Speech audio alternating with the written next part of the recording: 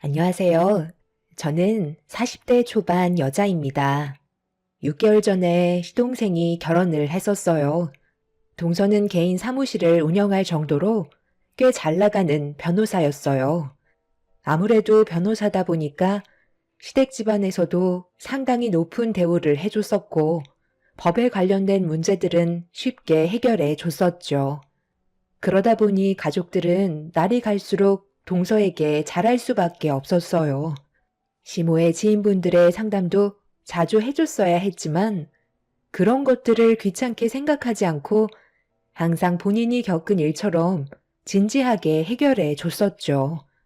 그런 동서를 항상 옆에서 지켜보면서 같은 여자가 봐도 정말 대단하다고 생각했었어요. 하지만 동서도 모든 게 완벽하지는 않았어요. 잘 나가는 만큼 여러 가지 문제점들도 항상 뒤따라오고 있었죠. 변호사가 법을 다루는 사람이지만 일종의 서비스직이기 때문에 많은 사람들과의 교류가 생기는데 여기에서 동서와 시동생의 마찰이 자주 일어났었고 여러 가지로 오해를 불러일으킬 만한 사건 몇 개가 있었어요. 대기업 연구개발팀에서 일을 하는 시동생도 동서 집안의 대우를 받곤 있었지만 동서가 변호사라서 그런지 길을 못 펴고 지내는 것 같아 보였었죠. 결국 시댁에 모임이 있었을 때 시동생이 가지고 있던 불만들이 터져 나오면서 동서를 난감하게 만들었었고 좋았던 분위기는 상당히 심각해지고 말았습니다. 그런 모습을 지켜보던 남편이 결국 한마디 할 수밖에 없었어요. 둘 다 좋은 직업을 가지고 있지만 그 분야에 서로 이해를 해주지 못한다면 앞으로 어떻게 살아갈 거야? 너는 가족들이 있는 앞에서 재수 씨한테 꼭 그런 식으로 말을 해야 되겠어? 한마디의 말실수가 얼마나 큰 상처를 남기게 되는지 몰라? 변호사라는 직업 자체가 의뢰인의 상담을 통해서 이루어지는 건데 그걸 받아들이지 못하면 앞으로 어떻게 살아갈 건데? 그러는 너는 모든 생활에 떳떳하다고 할 수 있는 거야? 다른 여자 직원들한테 한 번도 웃어준 적 없다고 자신할 수 있어? 형, 이건 그런 문제와는 전혀 다른 거라고. 이 사람이 보내는 시선은 남들과 온전히 직업적 문제로만 볼 수 없다니까. 내가 느끼고 있는 의심들이 잘못된 건 아니잖아. 이 사람의 행동하는 거에 문제가 있으니까 예민하게 반응할 수밖에 없는 거라고. 몇 번이나 경고를 했었는지 형은 모르고 있잖아. 당신 정말 이럴 거야? 나 변호사야. 그리고 당신이랑 결혼한 아내라고. 그런데 내가 다른 남자들한테 웃음이나 파는 가벼운 여자로 생각하는 거야? 그 사람들한테 얻을 수 있는 게 뭔데? 당신이 봤을 때는 내가 그렇게 한가해 보여? 하루에 얼마나 많은 일들을 처리하고 있는지도 모르면서 고생한다는 말 한마디 하기는커녕 남들한테 웃음이나 판다고 몰아가는 게 맞는 거냐고. 내가 이런 대우 받으려고 당신과 결혼했는지 알아? 서로에 대한 직업적인 부분에서는 이해를 해줘야지. 그럼 상담원 의뢰인분께 정색하고 인상 쓰면서 상담을 해줘야 한다는 거야? 개인 변호사 사무실을 차리고 운영하는 게 얼마나 힘든지 당신이 아냐고. 나는 내일보다 항상 다른 사람 일 처리하기 바빠. 항상 힘들고 안 좋은 감정이 있어도 의뢰인의 입장을 생각해야 되기 때문에 최대한 감정 조절을 하면서 하루하루 버텨오고 있는데 당신은 내가 남들한테 웃음이나 파는 가벼운 여자라고 바람 피우고 있는 것 같다는 쓸데없는 말이나 늘어놓고 있는데 우리 관계가 계속 이런 식이면 나는 당신이랑 오래 살지 못해. 아주버님이 방금 하신 말대로 당신은 내가 일하는 곳을 아무렇지도 않게 막 들어오지만 나는 그렇게 할 수도 없잖아. 그러니 회사 안에서 뭘 하고 있는지 알 수 없는데 당신이야말로 나 몰래 다른 여자들한테 웃음 주면서 바람 피우고 있을지도 모르잖아? 이런 식으로 서로에 대한 신뢰 없이 계속 의심만 하면 결국 우리의 관계는 남보다 더 못한 사이가 되어버린다고. 서로를 믿고 신뢰해야 좋은 관계를 유지할 수 있는 건데 계속해서 의심할 거야? 시동생은 동서가 바람을 피우고 있는 것 같다고 의심하고 있었어요. 결혼한 지 6개월밖에 안 됐었는데 시동생은 뭐가 문제인지 동서의 행동에 대해 지적하고 있었어요. 신뢰가 가장 중요한데 결혼한 지 6개월밖에 안 돼서 서로를 믿지 못하고 있다는 것 때문에 시부모님께서도 상당히 걱정을 하고 있었습니다.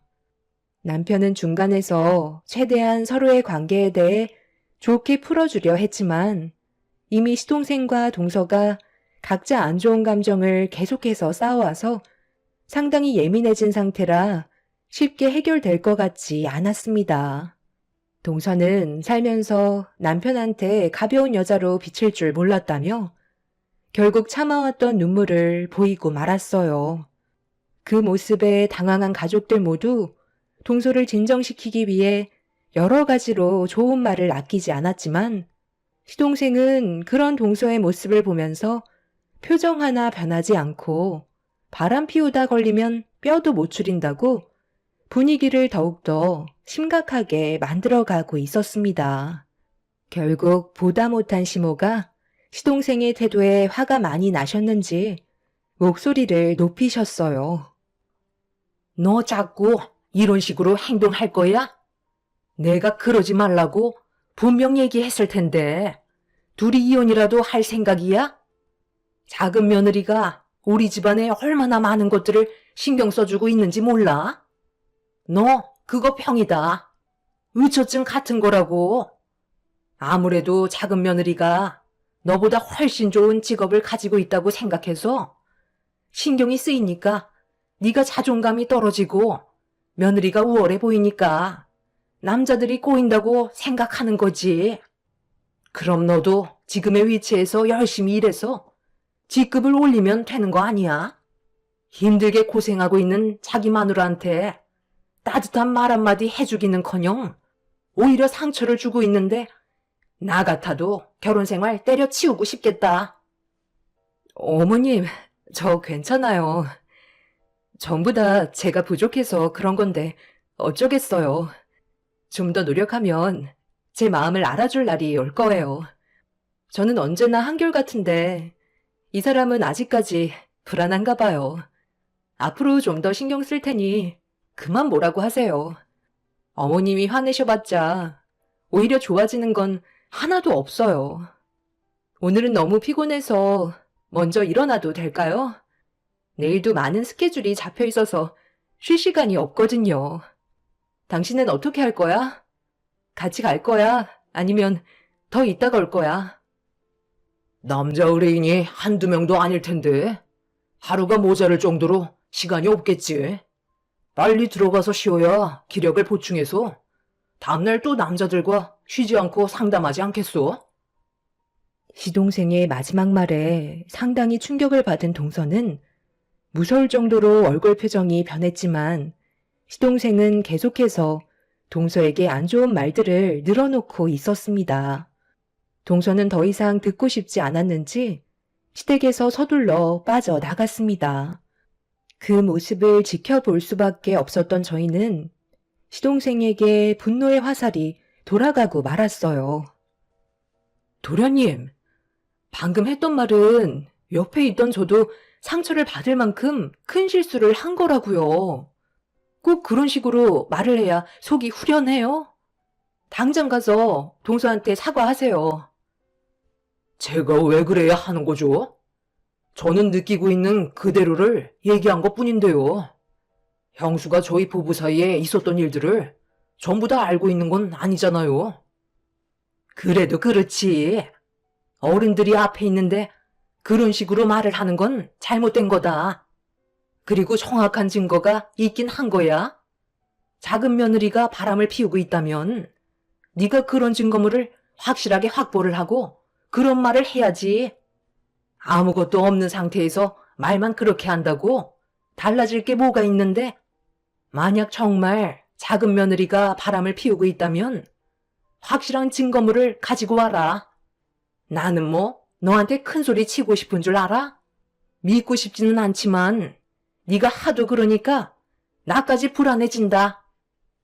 너 정말 의처증 아니야? 의심병 같은 게 있는 거 아니냐고. 내가 봤을 때 정신과 치료를 받아야 될 정도로 상당히 심각한 것 같은데. 제가 직업이 뭔지 잊었어?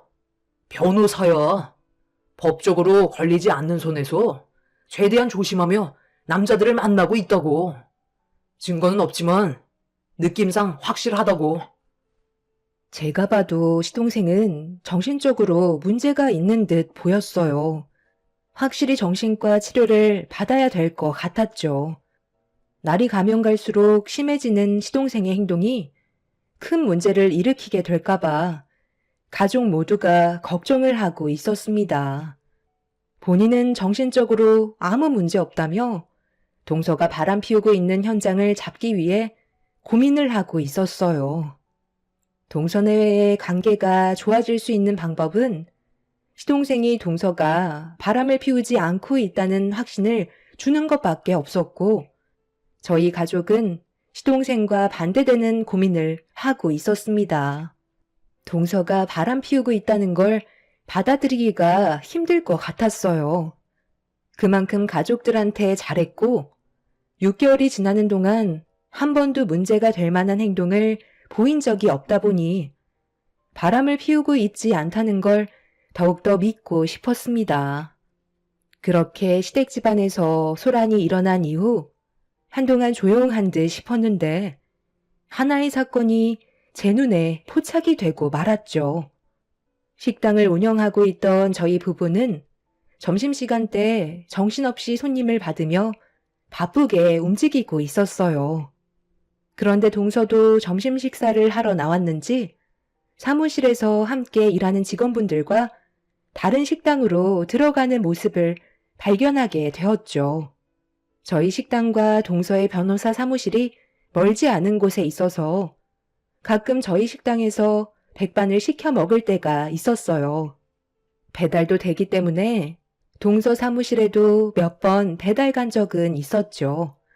남편은 주방에서 전적으로 요리를 하고 있는 반면 저는 카운터나 배달 일을 주로 하는데요. 직원들을 고용하게 되면서 저는 주로 식당 주위 동네를 잘 알고 있기 때문에 배달 일을 주로 합니다. 동서가 반대편 식당에 들어가는 모습을 보면서 정신없이 홀에서 일을 하던 도중에 배달 주문이 들어와서 남편한테 음식을 전달받아 스쿠터에 실은 뒤 출발하려고 헬멧을 착용하고 있는데 동서가 전화 통화를 하면서 식당을 다시 나와 어디론가 급하게 뛰어가더라고요.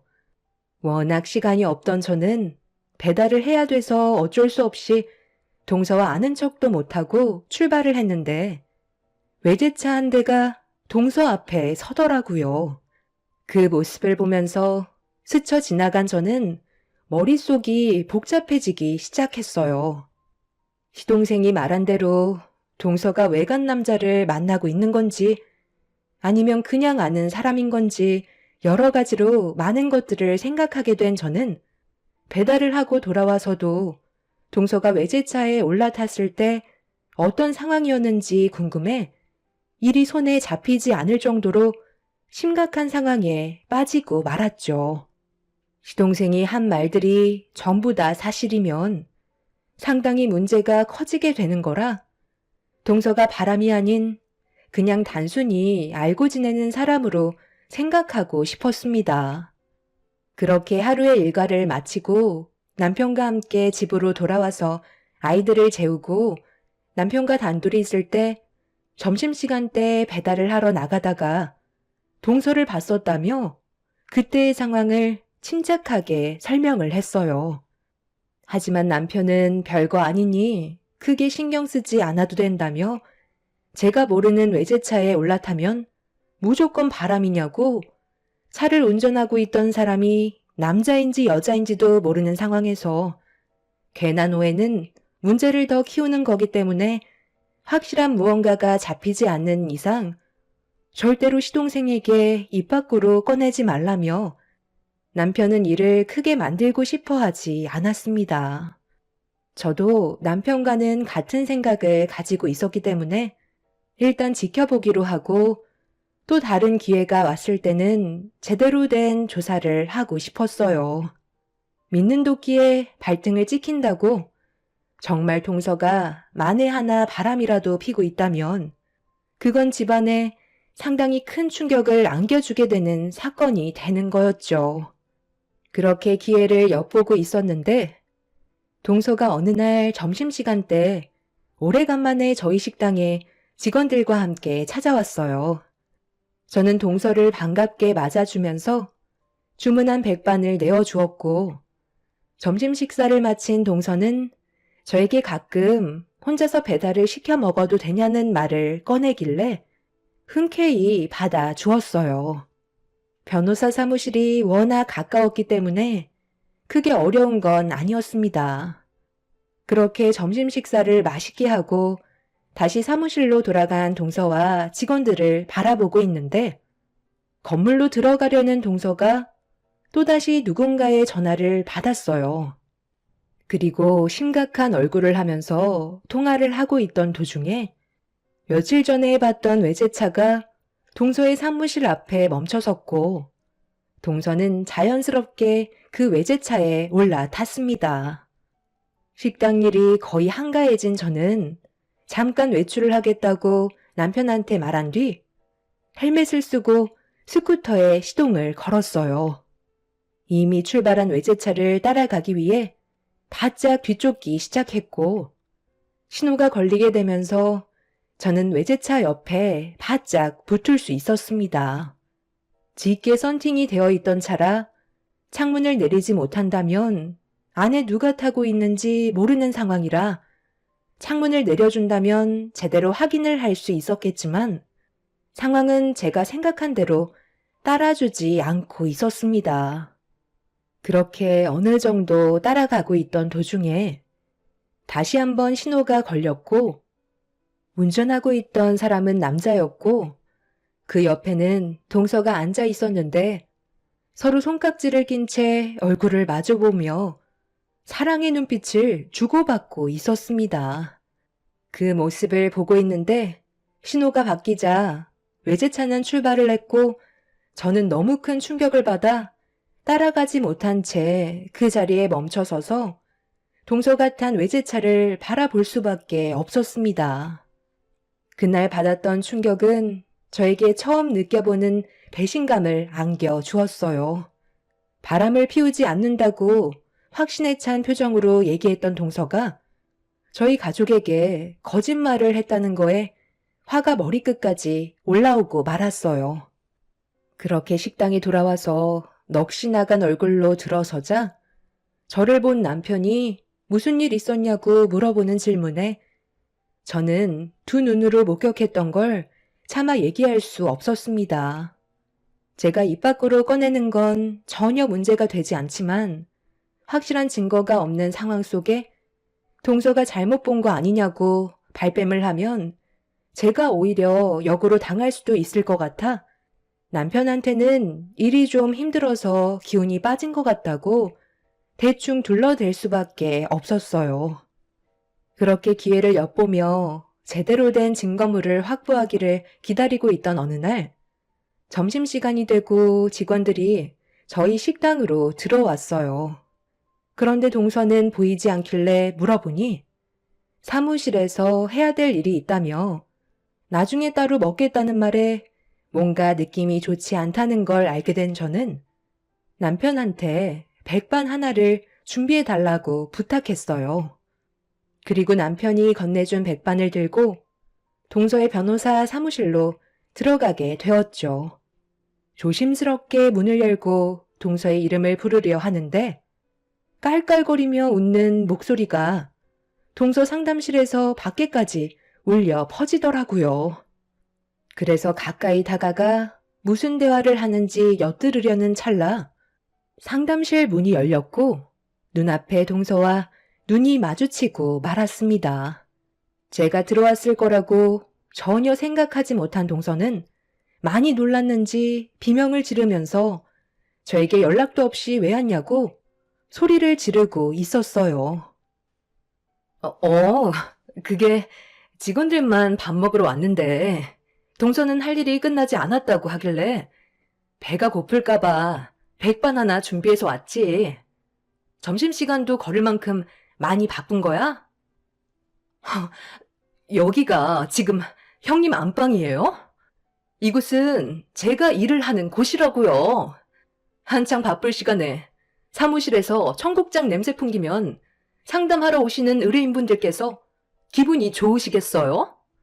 형님이 가지고 오신 6,000원짜리 청국장, 제 입에 들어가면 입에서 냄새 풍길 테고, 그럼 의뢰인들이 저희 사무실에 또 찾아오고 싶겠냐고요. 지금 한창 상담 중이었는데 이렇게 업무 방해를 하시면 아무리 가족이라도 제가 기분이 좋겠어요? 의뢰인 보는 앞에서 체면구기게 정말 너무하시네요. 여기에 10,000원 드릴 테니까 당장 나가세요. 제가 경고하는데 앞으로 제 허락 없이 사무실에 발도 들이지 마세요.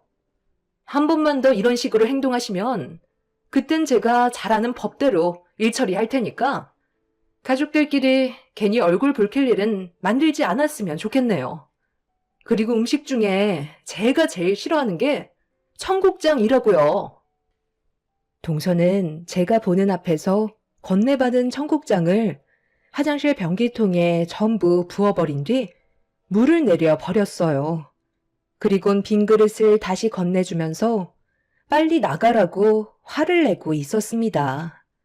상당히 예민하게 반응하는 동서의 태도에 저는 기분이 나쁘다기보다 상담실 안에서 나오지 않는 그 사람이 더 궁금했었어요. 확실히 저에게 들키지 말아야 될 무언가가 있는 것 같다는 느낌이 확실하게 들면서 상담실 안을 확인해 봐야만 했죠.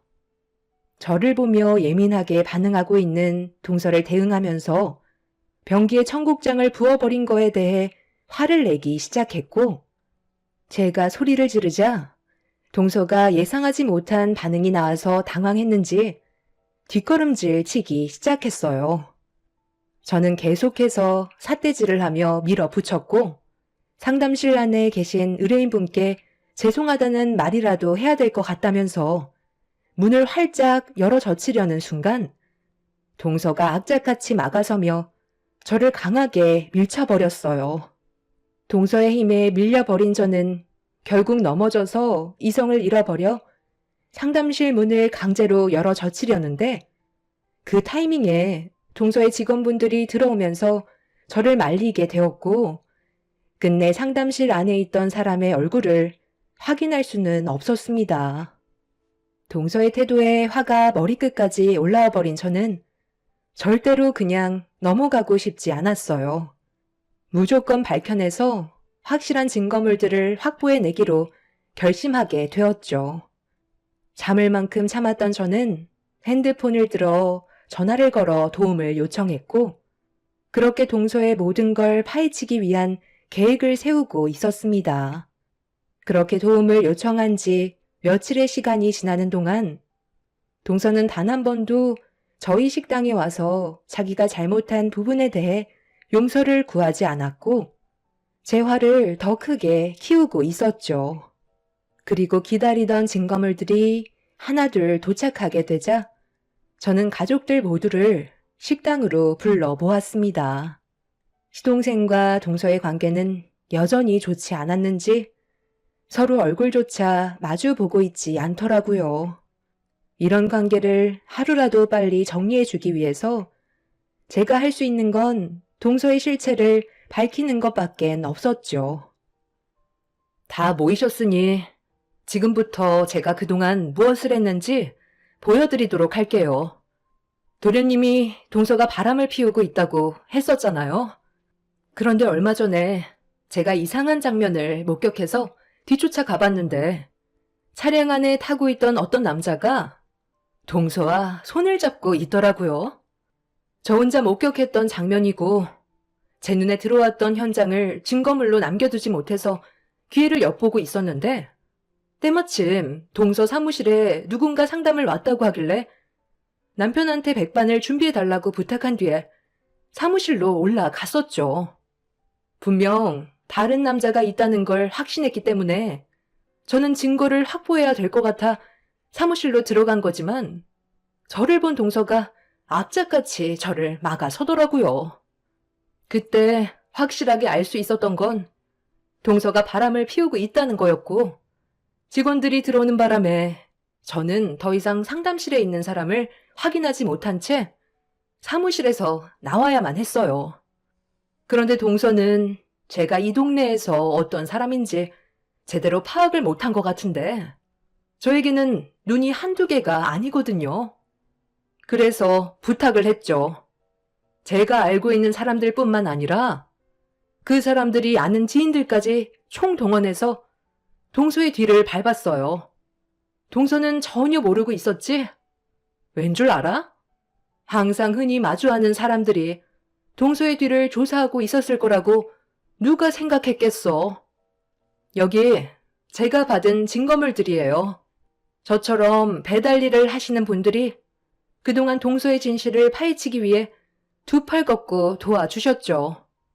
동서의 모든 일상들이 전부 여기에 담겨 있으니 한번 확인해 보세요.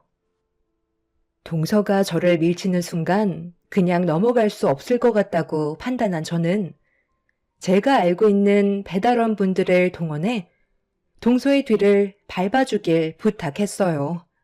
제가 배달하는 스쿠터는 동서가 이미 알고 있었기 때문에 뒷조사한다는 게 밝혀질지 모르겠지만 다른 배달원 분들은 동서가 모르는 상황이라 뒤에서 지켜보고 있다는 걸 전혀 눈치채지 못하고 있었죠. 그렇게 한두 개의 증거물들이 모이기 시작했고 나중에는 몇십 개나 되는 증거물들을 확보할 수 있었습니다. 저 혼자서는 모든 걸 밝혀내기란 쉽지 않았겠지만 배달 일을 하시는 분들의 도움으로 동서의 실체를 밝혀낼 수 있었고 상상도 못한 방법으로 접근한 걸 뒤늦게 파악한 동서는 그 자리에 털썩 주저앉고 말았습니다. 증거물 중에 제일 결정적인 영상을 재생시키자 시댁 식구들은 경악을 했고 동서는 엎드려 싹싹 빌기 시작했어요. 저도 몇 번이나 확인해 보면서 큰 충격을 받았을 만큼 동서의 행동을 이해할 수 없었죠. 시동생의 직감대로 동서는 어떤 남자를 만나고 있었는데 상담실에서 절대 나오지 않고 있던 사람은 다름 아닌 동서의 친딸이었어요. 그리고 그 딸의 친아빠도 함께하고 있었죠. 시동생과 결혼을 하기 전에 생긴 아이였고 한참 지난 일에다가 헤어지기까지 했었는데 동서가 잘 나가고 있다는 거에 친아빠라는 사람은 자기 자식을 데리고 사무실을 찾아온 거였죠. 지금의 가정을 무너뜨리겠다며 지속적으로 돈을 요구하고 있던 상황이었습니다. 그리고 사무실 안에서 깔깔거린 사람은 그 남자와 새로운 살림을 차렸던 여자도 상담실에 있던 거였죠. 이런 사실을 전혀 알지 못했던 가족들은 경악을 했고 그렇게 가족들 몰래 계속해서 돈이 지출되고 있었습니다. 차에서 그 남자와 손을 잡았던 이유, 그리고 서로 주고받았던 시선은 그 남자가 가정을 깨버리겠다는 말 때문에 모든 걸 참고 있었던 거였죠. 변호사인 동서가 모든 일들을 쉽게 해결하지 못했던 이유는 시동생과 새롭게 꾸린 가정을 무너뜨리고 싶지 않기 위해서였지만 모든 사실이 저에게서 밝혀지고 말았던 거였죠.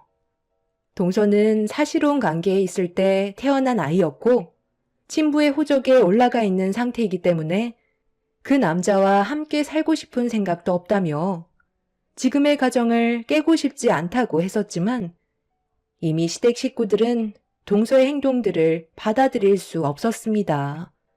결국 시동생 입에서 이혼하자는 말이 나왔고 동서는 주저앉은 상태에서 눈물을 흘리고 말았어요.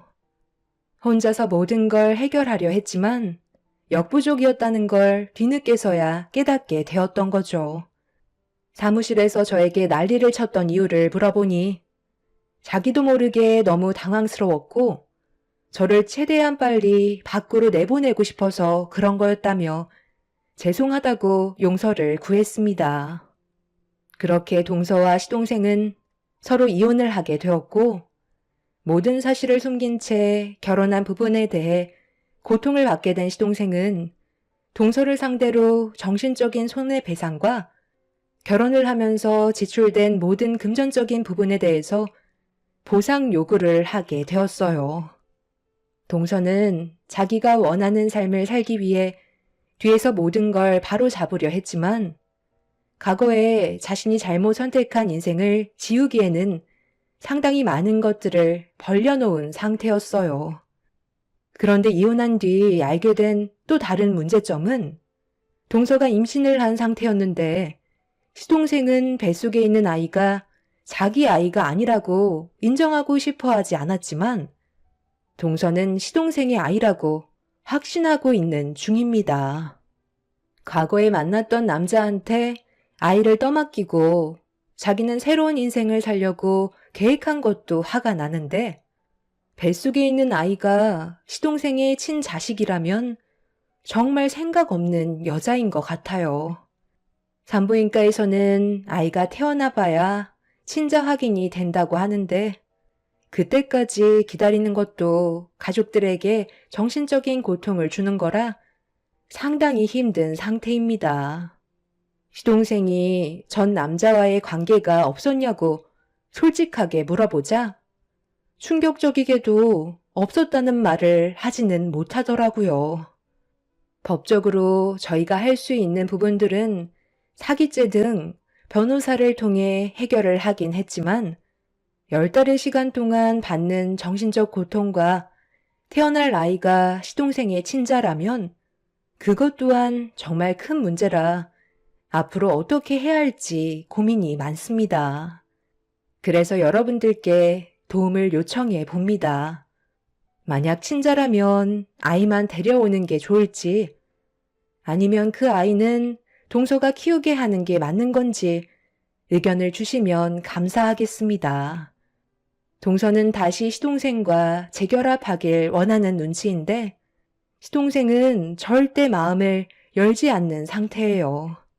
살다 보니 이런 일도 다 겪네요. 여러분들의 삶은 언제나 순탄하시길 바랄게요. 감사합니다.